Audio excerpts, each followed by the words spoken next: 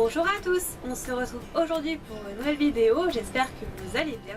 Aujourd'hui je vais aborder un sujet important pour tous les amoureux des animaux et puis aussi pour ceux qui partent en vacances ou qui vont partir en vacances bientôt parce que les vacances ne sont pas terminées et même après l'été ça pourra vous servir. Donc je pense que vous avez vu le titre de la vidéo. Donc je vais vous expliquer aujourd'hui comment voyager avec un animal en Espagne. Alors ça va être la première vidéo d'une série d'autres vidéos parce que c'est pas la seule destination que je vais aborder. Alors pourquoi je vous parle de ça aujourd'hui? Tout simplement parce que c'est pas un sujet très abordé, très vaste sur YouTube, c'est-à-dire qu'on trouve des informations par exemple pour partir au Canada avec un chat. Là je voulais vous expliquer comment la procédure à suivre pour voyager avec un chat en Espagne, donc dans l'Union Européenne, parce que c'est mon cas. Donc pour ceux qui me suivent depuis un moment, vous savez que j'ai un chat, voilà, une chatte, donc une femelle qui s'appelle Kaelia. Voilà, vous l'avez déjà vu plusieurs fois dans mon background, voilà, au tout début de ma chaîne. C'est vrai qu'elle passe de moins en moins en ce moment, faut dire qu'il fait chaud. Donc voilà, donc je vais vous expliquer un petit peu pour ceux que ça intéresse de voyager avec son animal. Je trouve que c'est très important pour moi, c'est quelque chose qui me tient à cœur. Je ne m'imagine pas partir sans. Voilà, même s'il faut payer, même si voilà, je trouve ça normal, voilà, et surtout parfois on peut se débrouiller pour pas forcément, payer trop cher, voilà. Donc voilà, et puis pourquoi aussi je l'emmène en vacances, tout simplement parce que déjà je n'ai pas de famille à proximité qui puisse me la garder ou qui veuille me la garder, je n'ai pas forcément d'amis proches aussi à qui je peux les faire garder ou qui n'ont pas d'enfants, donc ça ne les gêne pas, et je n'ai pas personne vraiment de confiance à 200% pour la laisser. Je ne peux pas la laisser dans mon appartement toute seule, je ne peux pas faire venir quelqu'un chez moi, je ne peux pas l'emmener en pension, j'ai pas confiance, et puis même ça revient plus cher que de l'emmener avec vous. Voilà, tout simplement. Puis c'est un animal avec lequel on l'a eu très tôt, moins de 2 mois il me semble. Donc on a fini son sevrage en fait, c'est nous qui a fini son sevrage, je crois la moitié jusqu'à la fin. Donc c'est pour vous dire qu'il y a un lien vraiment très fort de plus, on va dire, et donc là elle est très dépendante, c'est-à-dire que au niveau de l'affection, effectivement, voilà, excusez-moi, je ne trouvais plus le mot. Même on part se promener 2 heures, c'est beaucoup déjà. Voilà. Donc laissez imaginer un week-end ou un jour entier ou 1 ou 2 semaines, ce n'est pas possible. Donc la question ne se pose même pas. Donc tout d'abord je vais vous parler pour l'Espagne. Donc c'est l'un des premiers voyages que j'ai effectué avec mon chat. Voilà, on va dire que ça va être plus simple. Donc je vais vous expliquer toutes les procédures, on va dire, qu'il faut faire. Donc tout d'abord, moi quand j'ai adopté mon chat, je savais très bien à l'avance que j'allais voyager régulièrement, donc là beaucoup moins depuis quelques années, mais ça reviendra. Et je pense même que dans le futur, peut-être, pourquoi pas aller vivre à l'étranger, donc peut-être que si ça se fait, c'est sûr qu'elle viendra avec nous, sûr, voilà. Donc quand on l'a eu, voilà, déjà, il faut savoir donc que les chats, ils ont des vaccins à faire. Donc pour ce qui est des vaccins, je vous conseille de demander vraiment au vétérinaire exactement le nom des vaccins, mais je crois qu'il y a je vais regarder, donc là j'ai sa petite trousse donc, de voyage, de toilette, voilà, où j'ai tous les papiers dedans, vous voyez, c'est vraiment plein. Il faut dire que maintenant elle va bientôt avoir 5 ans là au mois d'août, donc il y a du papier qui s'est accumulé, mais je garde tout. Donc voilà, donc je vais cacher mon adresse parce que je vais vous montrer son carnet de santé. Voilà son petit carnet de santé. Voilà, donc les animaux ont un carnet de santé, pour les chats en tout cas, pour les chiens je ne saurais vous dire, je pense que aussi, mais là je vais vraiment parler à la procédure pour les chats, donc pour les félins. Donc vous voyez, c'est écrit son prénom avec des petites mascottes. Voilà, donc c'est Virbac qui fait ça. Donc là, pareil, je vais vous cacher, c'est le nom de mon vétérinaire avec l'adresse et tout, donc je ne vais pas vous le montrer. Là vous avez donc un petit autocollant avec le rappel annuel, avec son passeport. Donc il faut un passeport pour que vos animaux puissent voyager avec vous, que ce soit dans l'Union Européenne ou en dehors, en international. Donc je vais vous montrer ça. Et vous avez son carnet de vaccination avec Rominé. Voilà, donc c'est vraiment sympa. Je vais tout vous montrer. Et voilà.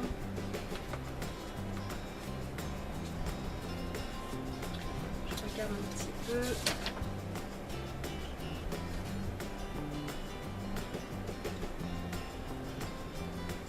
Donc, alors, il faut savoir que, je vais vous montrer après tout ça en détail. Donc, déjà, il faut savoir quand vous allez avoir votre chat, il faut le faire vacciner. Donc, je regarde un petit peu dans son carnet de vaccination, qu'est-ce qu'elle a fait comme vaccin. Donc, je vais vous montrer un petit peu comment ça se présente. Donc là, il y a mon adresse sur la page avant, donc je ne vais pas vous la montrer.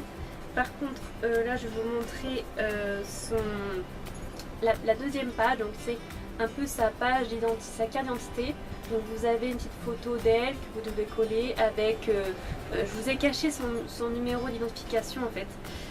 Vous avez son nom, date de naissance, son sexe, quelle race elle est, de quelle couleur est sa robe.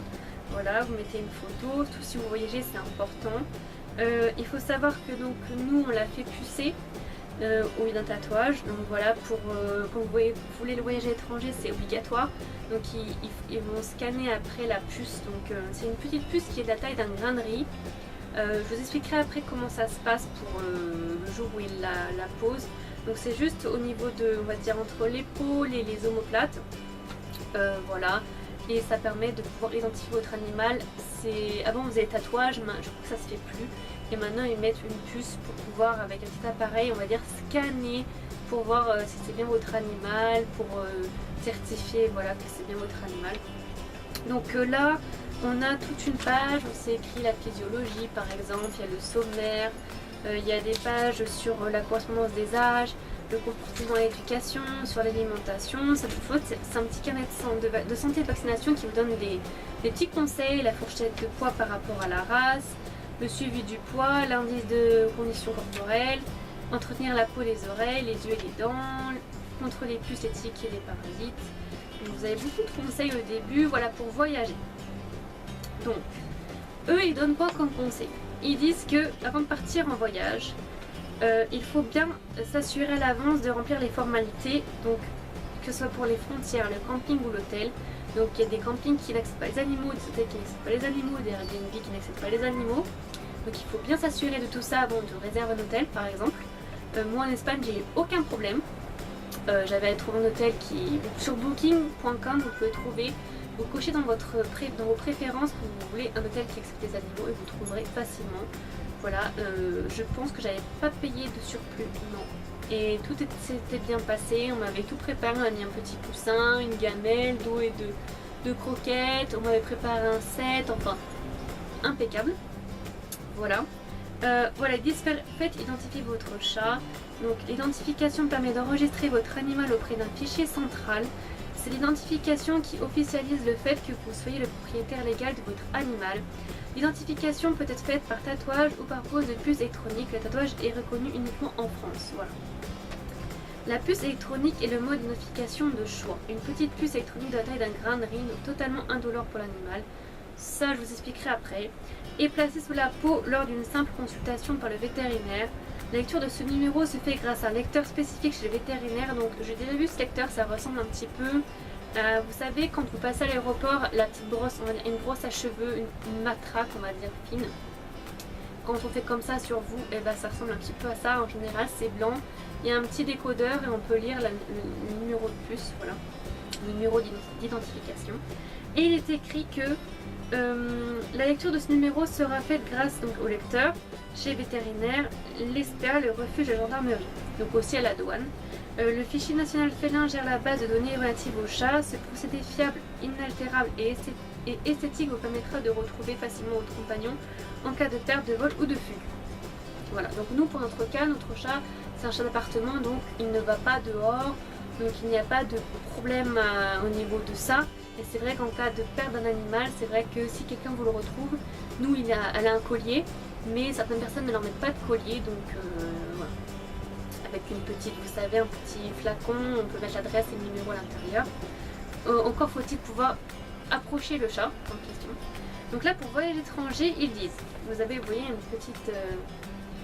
un petit cadre. C'est écrit respectez les obligations sanitaires du lieu qui vous accueille. Donc là, vous avez tout un tableau avec les destinations possibles. C'est écrit dans tous les cas, votre animal devra minimum remplir les conditions suivantes. Être identifié par une puce électronique. Nous, c'est bon. Être vacciné contre la rage, ça c'est très important. C'est le vaccin anti-arabique, je crois. Je ne sais pas pourquoi ça porte ce nom. Posséder un passeport européen. Donc nous, c'est bon. Elle a un passeport. D'ailleurs, je me rappelle, anecdote, quand j'avais pris l'avion pour aller au Maroc avec mon chat, je vous en parlerai dans une prochaine vidéo. Là, je fais l'Espagne, je ferai le Maroc une prochaine fois si ça vous intéresse. Des passagers étaient choqués quand j'ai passé la douane en France. Je précise pas au Maroc qu'un animal puisse avoir un passeport. Moi, je n'étais pas choquée le jour où je l'ai appris, mais bon. Donc, posséder un passeport européen disponible auprès de votre vétérinaire. Donc, tout ça, c'est payant, bien évidemment. C'est un coût, mais nous, on l'a fait au tout début, dès qu'on l'a eu, dès qu'elle était bébé. C'est qu'une fois et après, vous êtes tranquille. Sauf pour le vaccin, il y a des rappels, mais bon, c'est une fois par an, donc c'est gérable. Nous, on a un vétérinaire qui est super cool, qui nous laisse pouvoir payer en plusieurs fois, donc c'est très gentil de sa part. Il nous a toujours arrangé, c'est vraiment des gens passionnés par les animaux. C'est un très bon cabinet vétérinaire, une très bonne clinique. Donc trouvez bien votre vétérinaire, quelqu'un que vous avez confiance, quelqu'un qui est sympa et qui est vraiment passionné. Voilà. Selon votre pays de destination, d'autres démarches peuvent être obligatoires. Il est donc fortement conseillé de se renseigner auprès des autorités de pays en question. Donc ça, sur les sites des ambassades, des consulats en général, vous avez une section animaux et vous pouvez tout savoir, c'est quoi les procédures, s'il y a de la quarantaine ou non. Il faut bien se renseigner. Quand vous voyagez avec un animal, il faut s'y prendre à l'avance, pas au dernier moment. C'est pour ça que nous, on avait tout fait longtemps à l'avance parce qu'on savait qu'on allait voyager avec notre animal. D'ailleurs, petite précision, avant, quand vous saviez que vous allez voyager, que tout est fait, les vaccins, la puce électronique, le passeport, le carnet de santé, que l'hôtel est réservé, que tout est bon. Il faut que entre 2 et 3, on va dire 3 et 1 jour à l'avance votre départ, vous alliez chez votre vétérinaire. Moi en général j'y vais 2 jours à l'avance. Vous prenez rendez-vous pour que votre vétérinaire vous fasse un certificat sanitaire international. Donc pour le transit des animaux de compagnie, donc comme quoi votre animal est en bonne santé, qu'il est apte à voyager. Donc c'est le prix d'une consultation classique. Donc je vais vous montrer à quoi ça ressemble. Ça en général on vous le demande à la douane ou des fois on vous le demande même pas. Mais bon, prenez-le au cas où. Je vais vous montrer à quoi ça ressemble sans que vous voyez mon nom, mon adresse. Comment je vais faire pour pas que vous voyez tout ça. Donc voilà. Donc je vais vous montrer. Ah, je peux pas vous le montrer parce qu'il y a vraiment mon adresse et tout dessus. Il y a vraiment tout. J'essaierai de vous inclure une photo ici de à quoi ça ressemble. En tout cas, c'est un certificat, c'est un papier A4 ou c'est un papier officiel qui vient de votre vétérinaire où c'est écrit le nom de votre vétérinaire, quel type d'animal vous avez, son nom, son sexe, sa date de naissance, sa race, votre nom, votre adresse, où a été fait le certificat. Voilà, donc vous avez le tampon. Voilà, j'essaierai de vous trouver une photo, mais je ne peux pas vous le montrer parce que sinon, vraiment, il y a trop d'informations personnelles dessus. Je suis désolée. Par sécurité, je ne peux pas vous le montrer. Donc voilà, ils disent voilà que pour les procédures, certains pays sont fastidieux, donc il faut s'y prendre 6 mois avant le départ. Voilà, ce qui est tout à fait classique. Mais en général, on prévoit ses vacances à peu près dans ces eaux-là. Donc c'est pas non plus quelque chose d'insurmontable. C'est pas insurmontable si vous voulez. Quand vous êtes vraiment motivé, vous allez le faire. Si vous devez déménager avec vos animaux par exemple, ou voyager avec eux.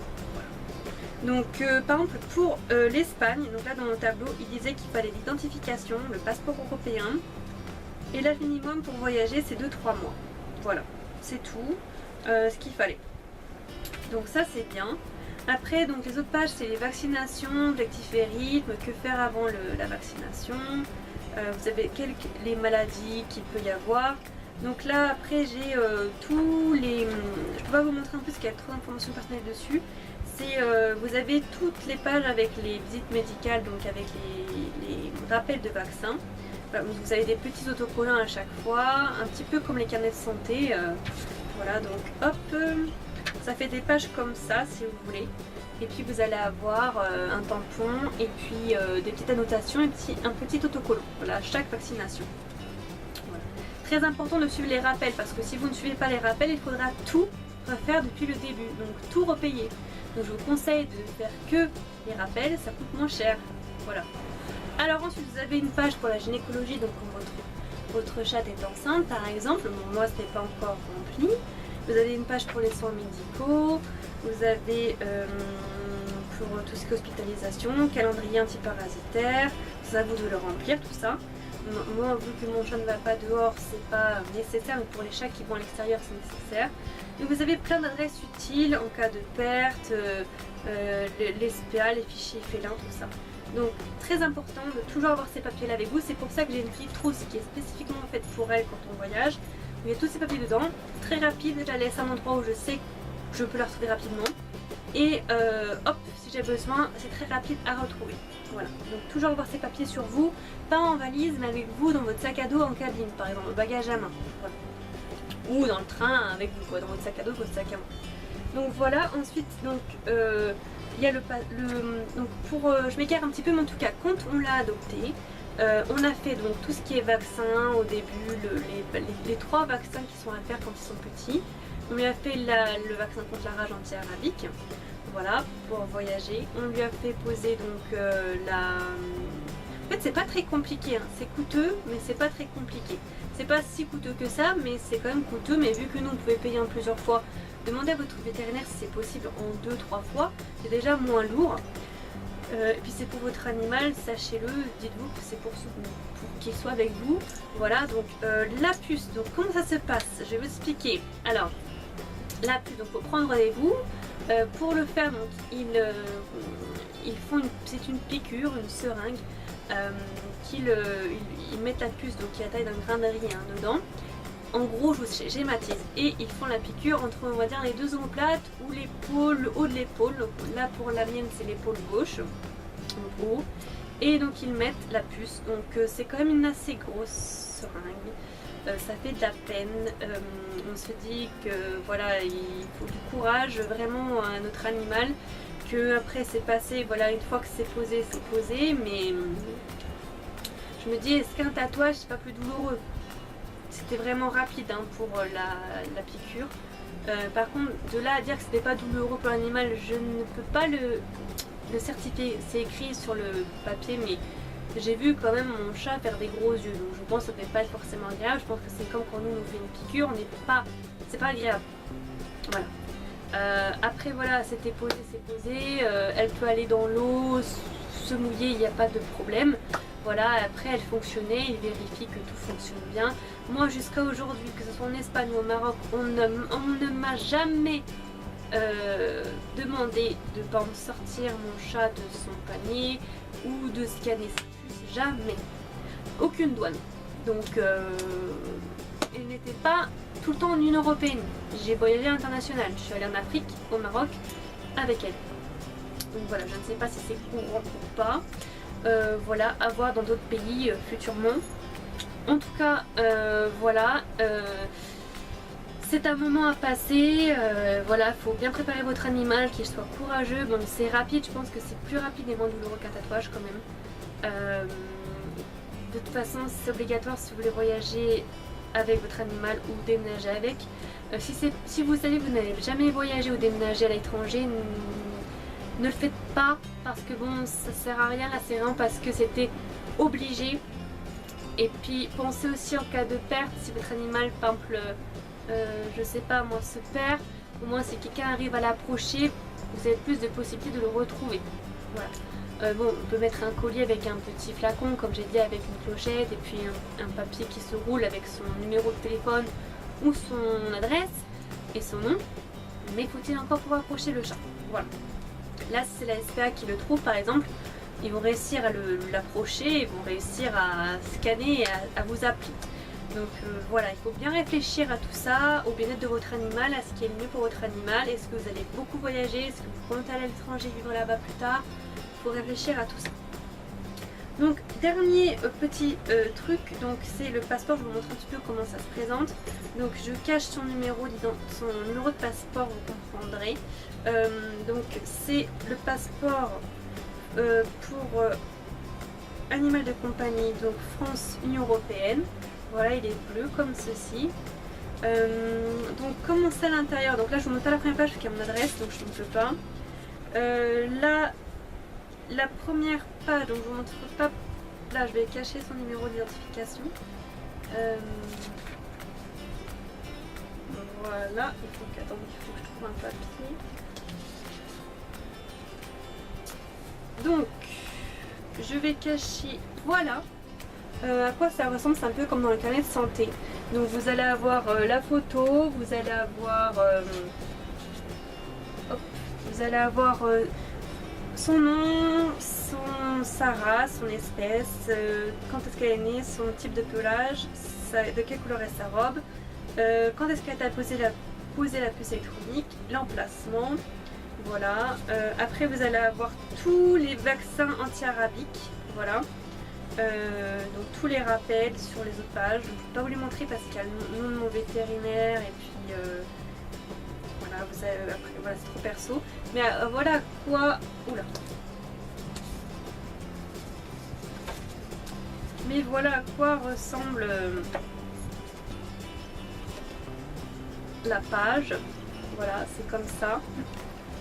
Ensuite, vous allez avoir donc plusieurs pages comme ça pour les rappels de quand ça a été fait. Traitement complétique, bon là moi il n'y a rien parce que je n'avais pas besoin pour voyager. Vous allez avoir toutes les autres vaccinations après, donc beaucoup de pages. Et après les examens cliniques, donc c'est le même tableau, sauf que c'est pour, comme je l'ai expliqué avant de partir, vous devez aller voir le vétérinaire qui confirme que votre animal est en bonne santé et apte à voyager. Donc moi j'en ai une pour le Maroc, une pour l'Espagne et une autre pour le Maroc. Voilà. Donc à chaque fois un tampon, voilà, il y a pas mal de choses à faire mais c'est rapide quand même. Moi je trouve que souvent quand j'entends les gens parler de tout ça, on entend ça comme super laborieux, mais en fait je vous assure que c'est pas si laborieux que ça. On l'a fait, c'est pas non plus, faut juste s'y prendre en avance et ainsi vous n'aurez pas de problème. Voilà, c'est tout. Mais vraiment, c'est, je dirais pas facile, mais aujourd'hui on trouve facilement les informations quand même, si on cherche bien. Donc voilà pour ce qui est du passeport.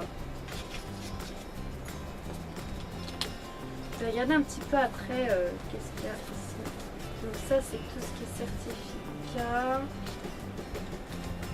Quand vous allez faire pucer votre animal, vous aurez peut-être un certificat provisoire d'identification avant d'avoir votre passeport, peut-être. Moi c'est ce que j'avais eu. Voilà. Je pense que c'est tout pour ça. Je suis en train de regarder si j'ai rien oublié d'autre. Je range en même temps. Voilà, donc tout. Je vais regarder dans la trousse un petit peu ce qu'il y a. Donc, moi, je pense que pour tout ce qui est voyage, c'est tout. Alors, je pense que là, j'ai fait les formalités, donc c'est bon. Donc, je vais vous expliquer un petit peu comment ça se déroule. Désolée, la vidéo va être longue, mais c'est important que je vous explique bien. Donc, une fois que donc, votre animal a eu ses vaccins, qu'il a été pucé, qu'il a son passeport, son carnet de santé et de vaccination, que les réservations d'hôtel sont faites, que vous êtes assuré que le logement où vous allez être, donc, soit l'hôtel, soit l'Airbnb, soit là où vous allez accéder aux animaux, que votre billet d'avion, par exemple, il faut tout. Si vous partez en avion par exemple, il faut s'assurer que la compagnie accepte les animaux. Donc il faut réserver pour votre animal. C'est payant en général, sauf parfois. Il faut le prévenir à l'avance pour que vous ayez une place pour votre animal. Parce qu'il y a les nombres de vols. Le vol a un certain nombre d'animaux acceptés en cabine. Donc votre animal, il sera accepté en cabine s'il fait moins de 8 kg, je crois, selon les compagnies. Et s'il fait plus, eh bien il ira en soute. Donc essayez de faire en sorte qu'il vienne en cabine avec vous. Pour après l'avion avec mon chat, je peux vous assurer que c'est mis en cabine avec vous.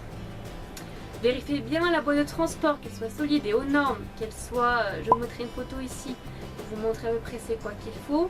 Certaines compagnies exigent des différentes boîtes de transport. Vous pouvez prendre des paniers, des sacs à dos ou des boîtes de transport en dur, en plastique. Vérifiez bien tout ça. Emmenez-lui ses affaires, des jouets, un arbre à pliable, pourquoi pas sa petite trousse, comme je vous ai montré, préparer tout ça, une trousse de toilette. Des croquettes, de la pâtée, ou bon, les croquettes c'est plus facile à transporter. Voilà, la gamelle, préparez une petite couverture, préparez bien sa boîte de transport. Voilà, assurez-vous de tout ça. Il faut que votre animal soit à l'aise pour voyager, c'est important qu'il soit à l'aise et bien et rassuré. Préparez-le plusieurs jours à l'avance, expliquez-lui des choses à l'oral, rassurez-le, voilà. Pour ceux qui partent en train, franchement c'est plus simple, surtout pour l'Espagne.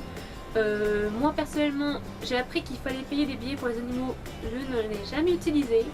Je suis partie, comme vous le savez j'habite dans le sud de la France, je suis partie du sud avec la SNCF, je suis arrivée, j'ai dû faire un changement à Perpignan je me souviens, après, donc c'était un TER je pense, après j'ai repris de Perpignan jusqu'à Barcelone, je suis allée à Barcelone avec la Renfe, donc la SNCF espagnole, voilà, on m'a rien dit, à part que la boîte de transport, voilà, que j'aurais dû en acheter une SNCF, je sais pas quoi, mais bon, c'était des conneries.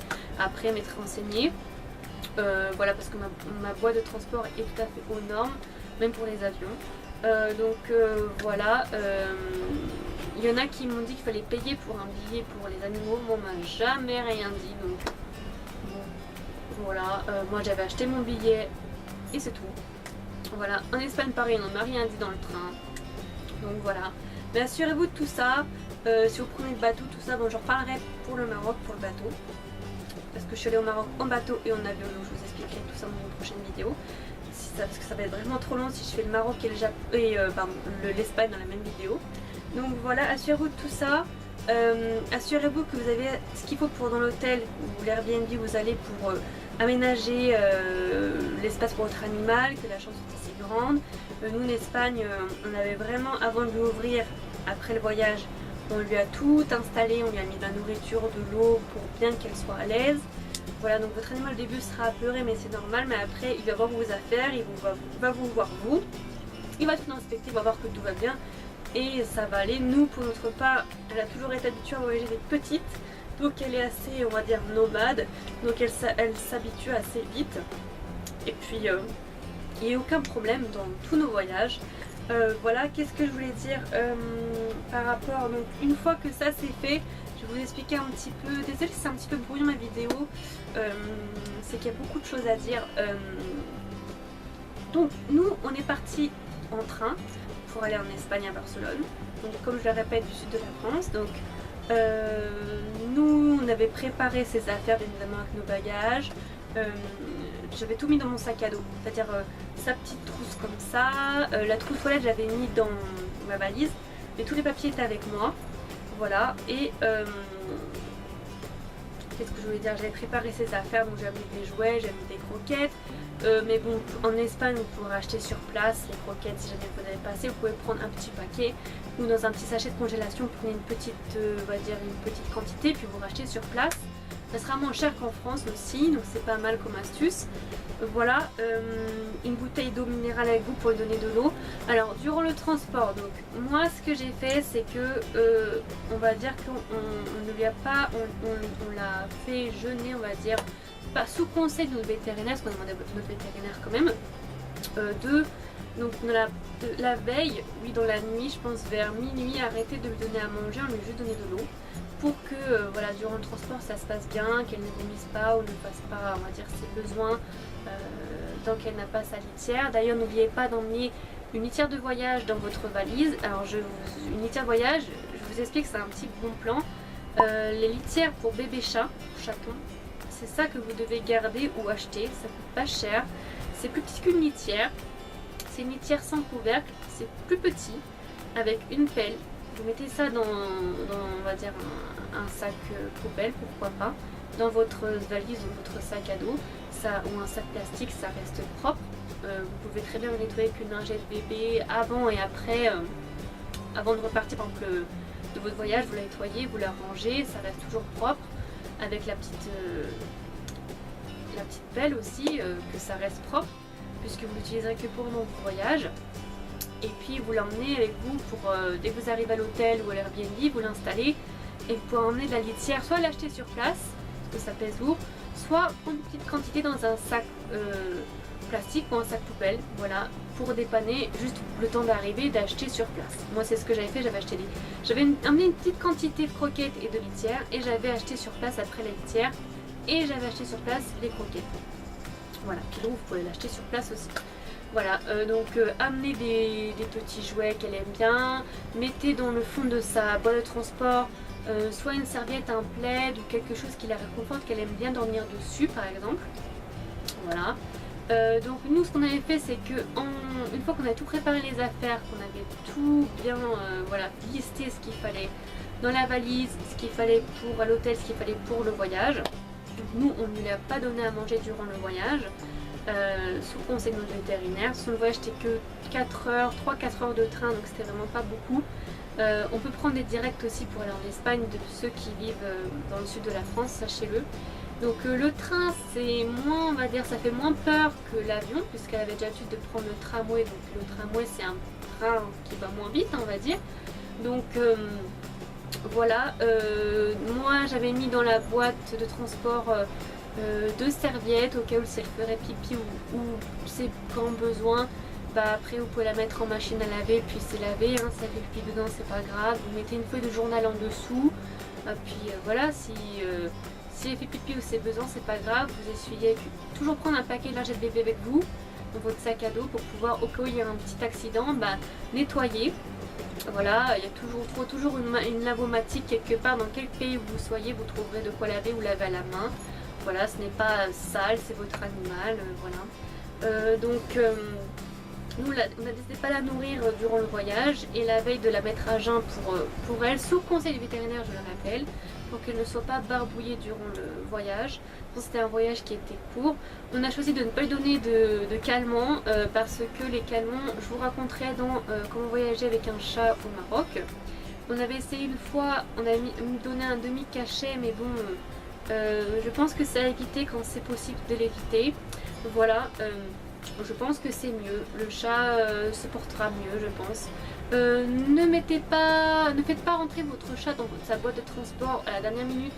Ça c'est un coup de louper son avion ou son train et de stresser votre animal et de vous stresser vous. Levez-vous au plus tôt pour le voyage et essayez de faire rentrer l'animal seul dans sa boîte de transport. Et les techniques pour ça, c'est à vous d'essayer de la trouver. Allez, un mois à l'avance, essayez de trouver, un mois à l'avance de votre voyage, essayez de trouver une technique pour qu'il puisse rentrer seul à l'intérieur. Mais essayez de le faire le plus tôt possible, pas la dernière minute, pas une demi-heure avant de partir, avant, au moins 1 heure avant, je dirais, pour que ça se passe en douceur, calmement, sans stress, que l'animal ne ressente pas votre stress, parce que les animaux ressentent le stress et que lui ne stresse pas non plus. Voilà, donc nous c'est ce qu'on avait fait. Voilà, donc toujours de l'eau à disposition bien sûr. Vous ne donnez pas à manger mais toujours de l'eau à disposition à volonté bien sûr. Une fois que tout le monde était prêt, eh bien on part à la gare à pied et puis après, parce qu'on n'habite pas forcément très très loin de la gare, mais à pied c'était possible. Donc quand on peut aller à pied, on va à pied. Et puis après on prend le train, tout s'est bien passé, essayez de soit la mettre sur vos genoux ou alors sur une table si vous avez une table dans les trains SNCF, c'est quand même des fois trop, selon votre place vous avez le choix ou non, ou sinon par terre, mais parfois il peut y avoir des vibrations, donc c'est à vous de juger et de voir qu'est-ce qui est le mieux pour votre animal. Voilà, donc mais bon, dans le train vous faites un petit peu comme vous voulez, c'est pas comme dans l'avion.